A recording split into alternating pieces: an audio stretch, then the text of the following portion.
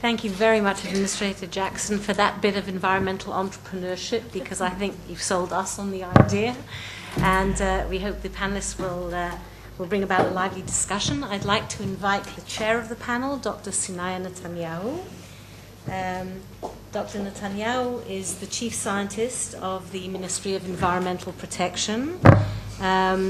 She comes from the background of the private sector. She's an agricultural and natural resources economist, specializing, among other things, in water, environmental and agricultural sustainable policies, and social environmental assessments, risk analysis, and technological innovation. So she is well positioned to chair this cross-cutting panel. I think I'll invite the panelists to come up. Mr. Doron Avrahami, from the Director of the Environment and Sustainable Development Administration in the Ministry of Industry, Trade and Labour. If you'd like to come up and take your position.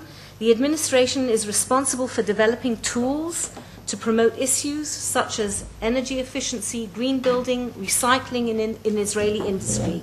Doron is also responsible for developing his ministry's policy towards the clean tech industry.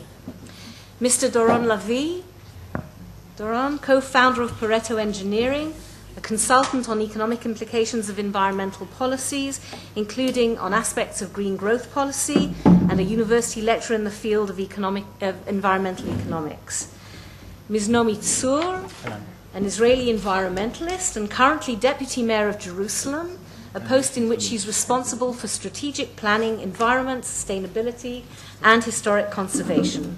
During many years, she led the Association for the Protection of Nature in Jerusalem and has formed the Sustainable Jerusalem organization.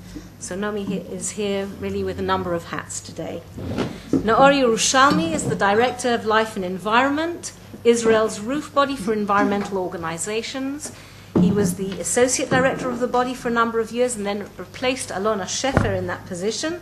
He brings with him years of experience in the environmental movement and has had a very active role in the Green Growth Roundtable process, bringing the singular viewpoints and concerns of civil society. Sinaia, the floor is yours. Thank you, Ayelet. Okay, good afternoon, everybody. And thank you again, Administrator Jackson, for your very inspiring words. It's very encouraging to hear your clear and loud message regarding the importance of innovative environmental technologies, and we have discussed that a lot during our conversation in the last few months when we were planning the green growth on national plane. And thank you for the panelists as well. Innovative technology solutions to concrete environmental problems. This is some of the issues that we will be talking today, such as you suggested mercury and other air toxics, shale oil, soil rehabilitation, etc. It is crucial to add to our professional team at the Ministry an environmental technology officer in order to identify leading innovative technologies that give efficient and suitable answers to specific environmental problems. We became aware in recent months to this subject more and more and over.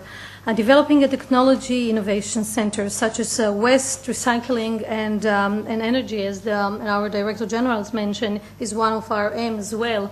We know that we need to work together with industry and with the academia on that. Also, creating an information system that tracks emerging technologies and supporting business and industry research is something that we definitely need to adapt and will adapt in the future.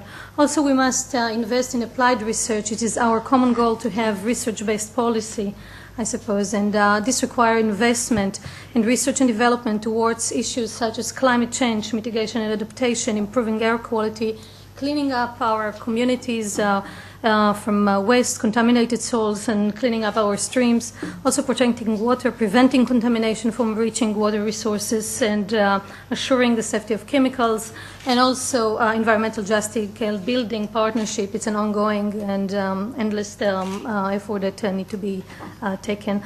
All that can assist us, I suppose, in having a system of policy and implementation where we put together policies, regulations, standard permits that are synchronized with technology innovation.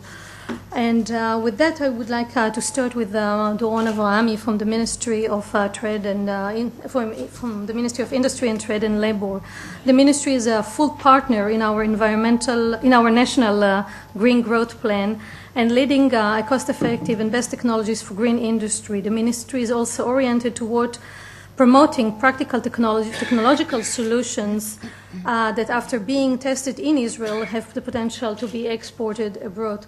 Doron, could you please describe the vision of your ministry with respect to green growth and also indicate the ministry's actions towards implementation? Thank you, Sinaia. The ministry vision is of a future in which industry and the environment coexist. In such a small and dense country such as Israel, environmentally minded industry is vital. We are convinced that technology can serve as a strong basis for sustainable industrial development, and we envision a very positive future for environmentally friendly technologies in the Israeli industry. We believe that the industry can play an important role in materializing the new environment regulation in Israel into new businesses and new ventures, such as waste separation centers, packages and tires, recycling plants, and many others. More than this, the transition into natural gas is just around the corner, and we will enable our economy to use cleaner and more efficient energy. This will be a true revolution. We are optimistic that Israel will use this powerful natural resource wisely, both to produce energy and also to build innovative new industries. The discovery of Israeli offshore gas fields has significantly increased the use of natural gas in our country, replacing much of the country's oil-based power generation and beginning to power some of Israel's major industries. With the establishment of the natural gas network, this cleaner and safer fuel will be available to a wide variety of industrial plants. To advance this move, our ministry is providing grants to industrial plants that will connect to natural gas distribution networks and convert the system to natural gas. We know already about half a dozen of industries that already use this tool. The implementation of natural gas revolution are immense in terms of energy security, cost effectiveness, environmental improvement, and reduction in greenhouse gases. The opportunities are vast, and one of our challenges is to train and educate our local workforce, which is not so familiar with natural gas, to the dynamic change that are taking on at this place in order to put them on a track to a greener future. I would like also to mention some of the tools and the incentives that the ministry has put together in order to support environmental programs. The ministry has initiated numerous green programs for sustainable industrial development. These programs are offered to relevant industrial sectors, many of them focusing on the small and medium enterprises. They include environmental consultation to help businesses and plants to adapt to environmental requirements and new regulations, energy efficiency surveys to enterprises which commit to implement their recommendation, and grants for environmental investments. Similarly, we are helping to support the establishment of pilot plants for technology demonstration, including renewable energy facilities in industrial areas in the periphery of our country, and also to assist to establish green industrial zones based on integrated environmental management, which include energy and water conservation, waste and wastewater management, and material reuse. In innovation field and in recognition that the fact that Israel's strength in technological development is largely due to a fruitful research and development sector, the chief scientist of the Ministry of Industry and Trade offers several tracks to support the entire chain of research and development, from the development of generic pre-competitive technologies based on partnership between academic institution and industry, through pre-seed and seed programs such as technological incubators and others. We put special emphasis on water, and especially on the water sector, in which Israel has overcome a resource scarcity. 2 technological centers are at a various stage of planning and implementation in Israel's southern part, and the ministry is putting a special budget in order to establish these centers. I would like to end this small presentation in updating you that major resources are investing in national program to promoting water and energy technologies called Israel New Tech. The program was founded something like 5 years ago on the belief that Israeli water and sustainable energy sectors have the talent and the capability to be the engine grow industry for the countries and to provide smart solutions to the world's rising needs. Thank you very much. Thank you, Doron. Thank you, Doron. We move to Dr. Doron Levy. Well, the Green Growth Program has raised needs and challenges to be addressed, especially if I can describe it in 4 major areas. One is developing Israeli clean tech so it can mature to a commercial level. The other one is regulation, especially the need for one-stop shop. The third one is the economic dimension for businesses and industries in adapting the solutions and best available technologies. And the fourth one is the link, creating a link between the academia, the industry, and the government in knowledge transfer and adaptation, in adapting best available technology. Could you please address those practical issues in the Green Growth Plan? Thank you, Sinaia. Yes, I think the first thing to say about this program, that it's a unique program, because regularly we're talking about environmental programs as a program that we put on one side the benefits for the environment and the cost for the industry. And if the benefits for the environment is higher than the cost for the industry, then we say, okay, it passes a cost-benefit analysis and we should go on and implementing this program. This time we're talking about a different program. We're not looking at the environment or the benefits for the environment. They are important, but they are not the main issue of this plan. The main issue of this plan is to look at the industry and to look at the profitability of the industry and to see how we manage to implement, on the one side, plans that are environmental, but the other side will get much higher efficiency in this industry. This is the main idea. So we're not looking about the whole benefit of the environment. Of course, we get a higher benefits, but we're looking about efficiency in the industry as our case. Now, we're looking at the main obstacles that we see today in this area. We're talking about bureaucracy, we're talking about information, and we're talking about efficiency. We're trying to deal with this practical program with these 3 main ideas, and I think it's a very practical program because we talked with the industry, we checked specific programs, and our solutions that are also the industry itself says as a good solution and will manage to get higher efficiency for this industry. What is the solutions? How the solutions are managing to try to deal with obstacles? The main idea is that we know that we have, first of all, a problem with information.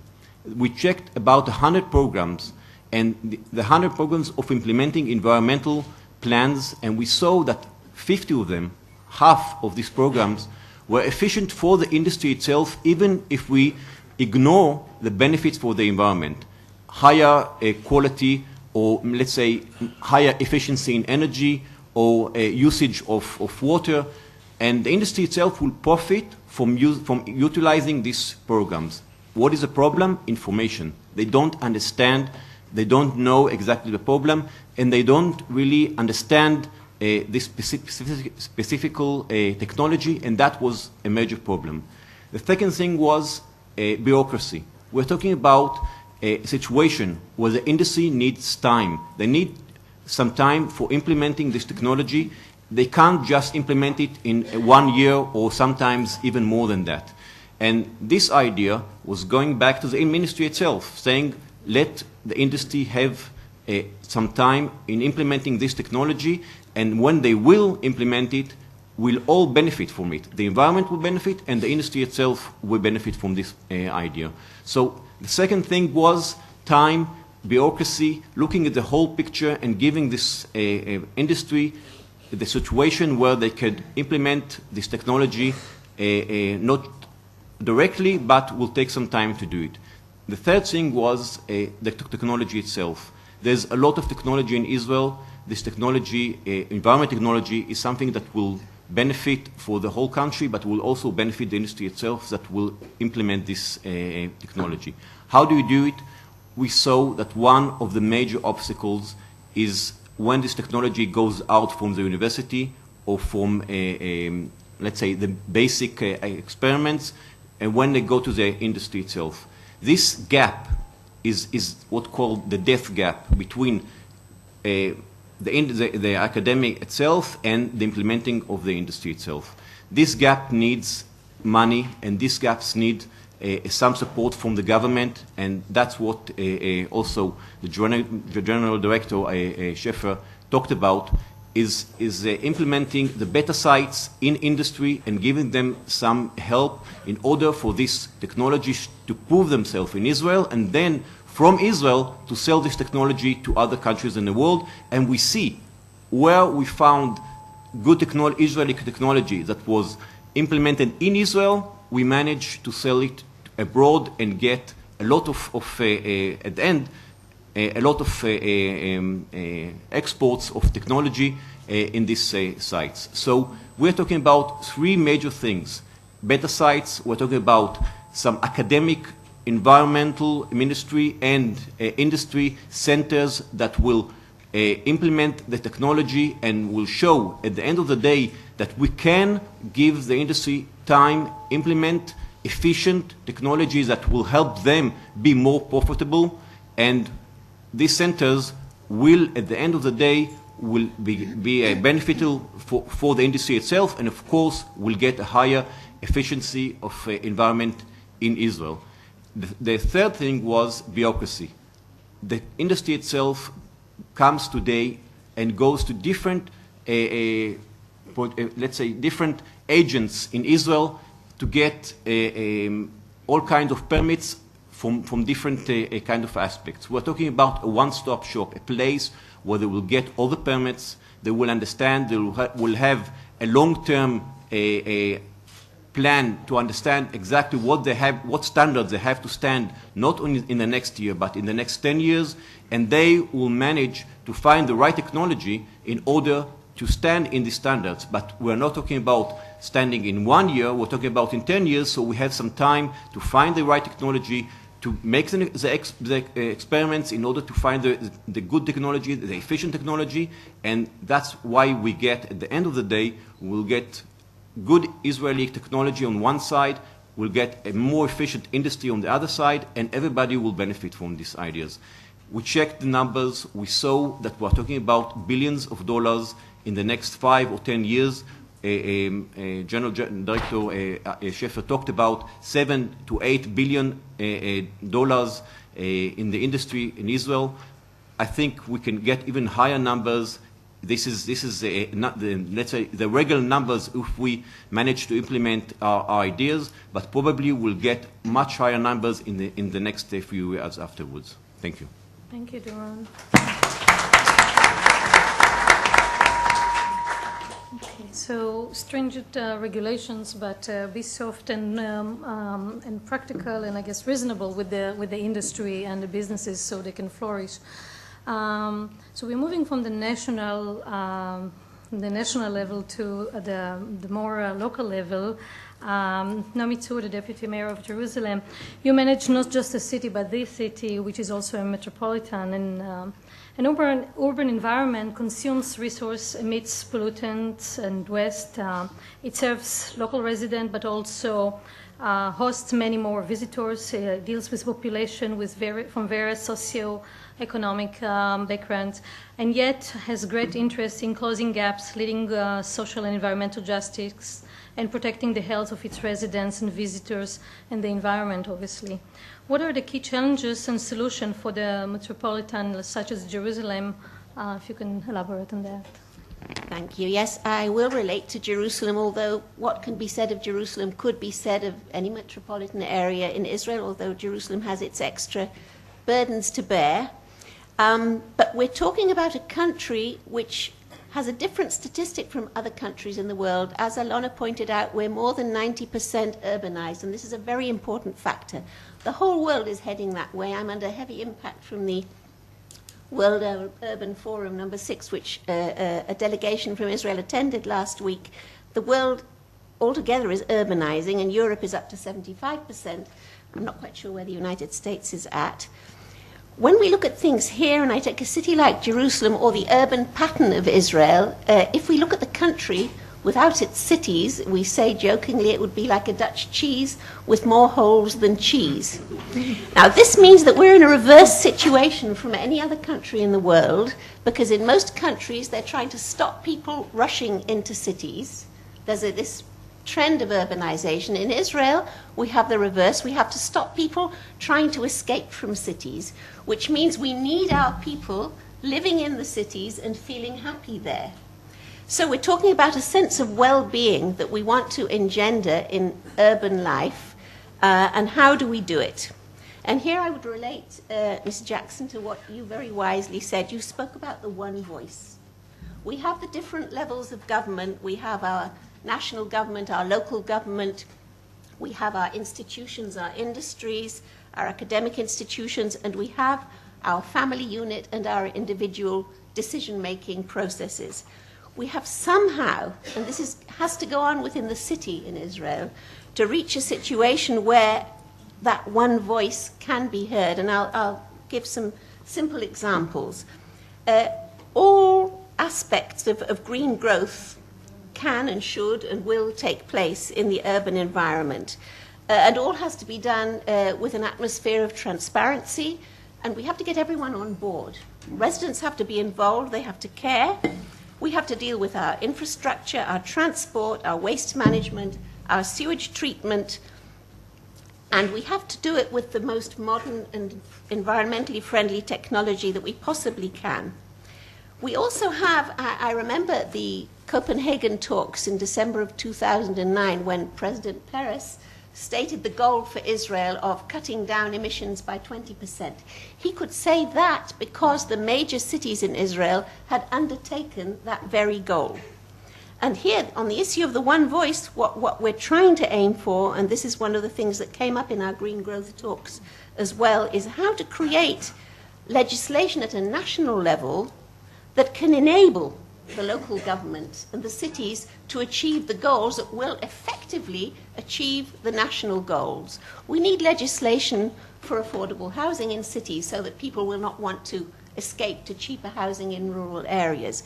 We need to reward people who do simple things like saving water, recycling their garbage, use public transport, and those mechanisms are so far from being in place that we have to enter into this greater dialogue. However, that's the pessimistic side, but we have a lot of optimism going on. In Jerusalem, for instance, we've just established Israel's first light rail system. It's up and running. It connects all sectors of the community. It's actually shown a vast increase in the number of public transport users in the city.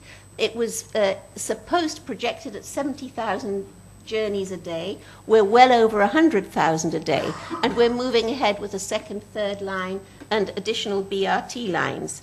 We've got 90 solar roofs on schools and community centres. We have a network of 50 community gardens. We are taking our urban nature very seriously. If we want our people to be happy in cities, then talking about our natural resources being a resource also for tourism, for education, for research, for local involvement. These are very serious and useful tools for us to use. And we are also in Jerusalem, in the international arena, talking to peer cities around the world and initiating the kind of networking that can help us walk tall and show some of the wonderful things that we're doing in a very difficult geopolitical climate. Of course, we have great challenges. And I would give as an example of something very good in Jerusalem, what we have done with our sewage on the western watershed, which is being treated. It's about 2/3 of the city's sewage, and it takes in, we have a plant that takes in both Israeli and Palestinian sewage on the western watershed. It also uses the solid part of the sewage, I won't name it here, and turns it into energy which runs the plant. And I think that's a very good example. But we need to do the same on the other side, on the eastern watershed, and there we are in a geopolitical situation. We need to do it with our Palestinian partners. Because if we do it by ourselves, which we may have to do if we don't have cooperation, we will not be treating all the sewage. We will just be treating part of the sewage.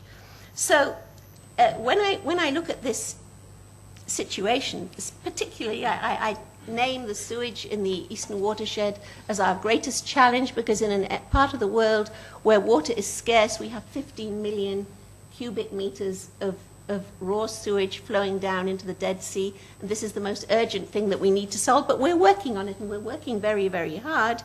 And it would also turn it into a vision and a potential for Jerusalem, because that very Kidron, Wadi el-Nile basin, where that sewage flows down into the Dead Sea, is the most ancient and important pilgrim route for Jerusalem. In fact, one of our initiatives is to initiate with other cities in the world a network of green pilgrim cities. And we're being very active on that, and we invite everyone to join us at a conference that will be held in Jerusalem next April, where we'll be convening people from cities around the world to discuss how they make their pilgrim infrastructure. It's a fascinating subject, both friendly and green and accessible. And we are therefore looking at our Kidron basin and trying to engage the local communities there. It's mainly Palestinian residents of Jerusalem. They are under our jurisdictions as things are at the moment. We don't know what the future holds, but we have to take responsibility for the people living there. And we try and take, I would even dare to say, a Martin Luther King approach. We could look at that basin and say, oh dear, what a nightmare. We've got 15 million cubic meters of raw sewage running down into the Dead Sea. Or we could look and say, we have a dream. We can turn this into a prosperous pilgrim route. We can turn the area around. We can develop cottage industries for many Muslim women who really don't go out of their homes to work. And we could create an interfaith dialogue and discussion with other cities around the world. The Jewish sages say that 10 measures of beauty were given to the entire world. 9 of them were given to Jerusalem. It's our responsibility to do what we can to make the most of those 9 measures. Thank you very much.